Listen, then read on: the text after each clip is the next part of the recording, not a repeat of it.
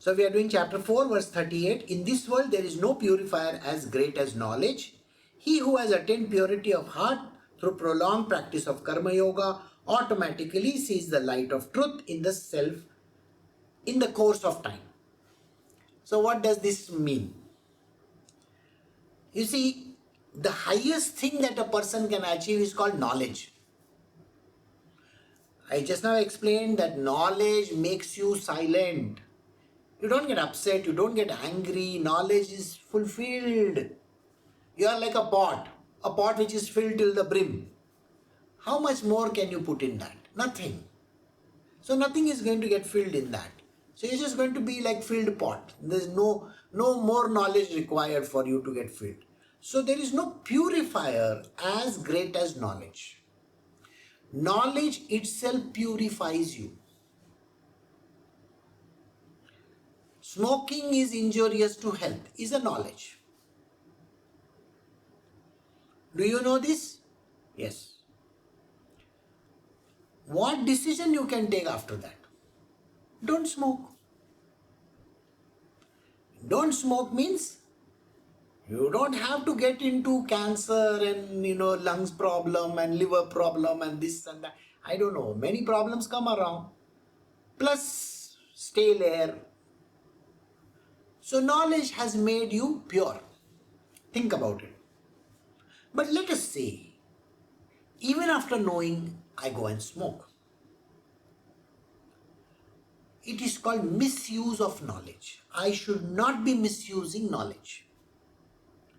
If I misuse the knowledge, then I am doing something wrong.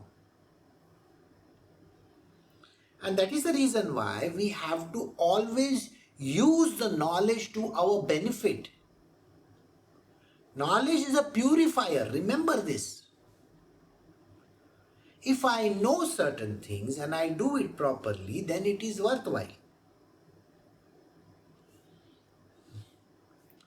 It's a very strange phenomena that is there, where a man's greed is visible.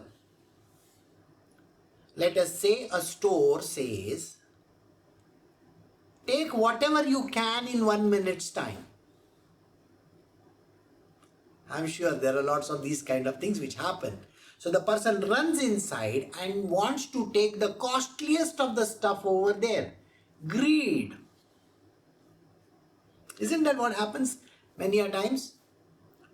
And this greed leads us to more greed.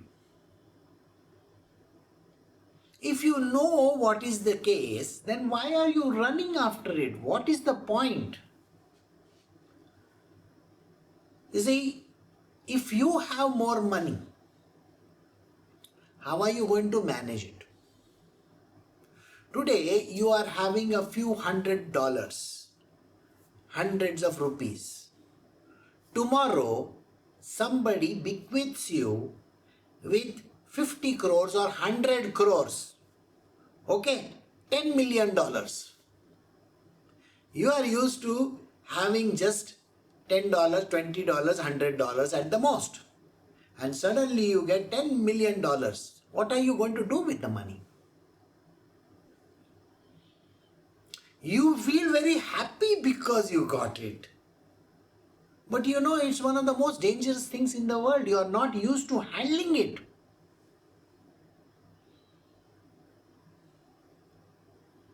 It's like a king has handed over his kingdom to a poor man in the streets. Do you think this poor man will be able to manage it?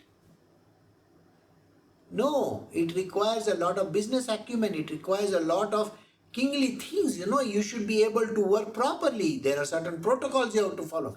Doesn't work. Same way, a lot of money coming to a person, it doesn't work.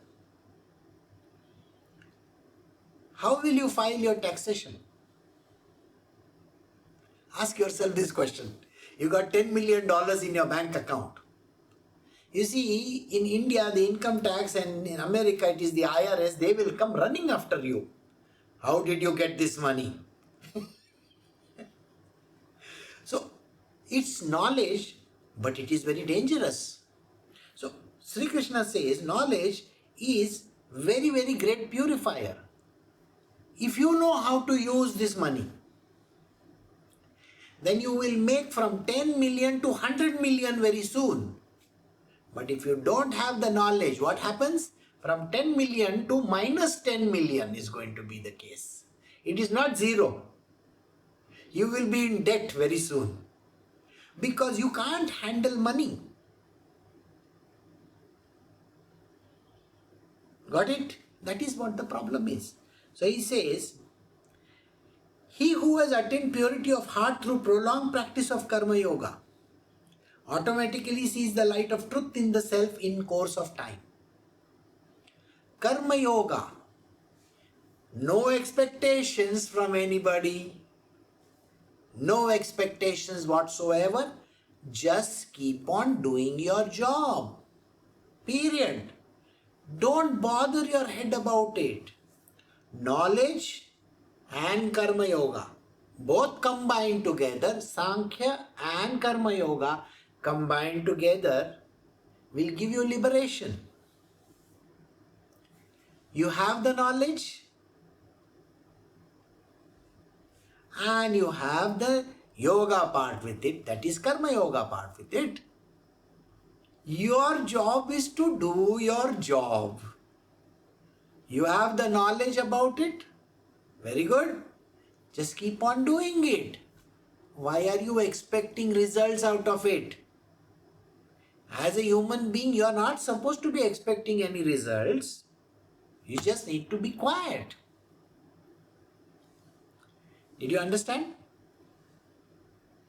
I just gave you the example of the husband and the wife.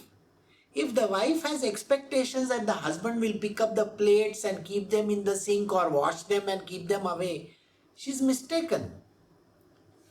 She can see the job, let her do it. But she has to do without expectation. Similarly, a man is supposed to go to work. Whatever work that he does, the karma is accruing to him, not to his wife and children. So if the wife does the work, what happens to her? Good karma accrues to her. If the husband is doing the work without expectation from his wife, good karma is accruing to him. He will get benefits out of it. This is what makes a person sattvic in nature. Slowly, slowly they become sattvic. Knowledge by itself is not that important. Knowledge with activity is very, very important. So, knowledge and activity. I just now gave you an example of a knife. When you open it, you should know exactly how to use it. So, knowledge, how to use the knife. Secondly, I could sharpen the pencils, and that is the reason why I can use it properly. This knowledge and the way I worked over there will help me liberate myself. So, Shri Krishna says, in this world there is no purifier as great as knowledge. He who has attained purity of heart through prolonged practice of Karma Yoga. Karma Yoga should not be practiced only for a day. You know, in most of our lives, we have people in our own lives where they will do the work for a day or two. And they will say it with their mouth.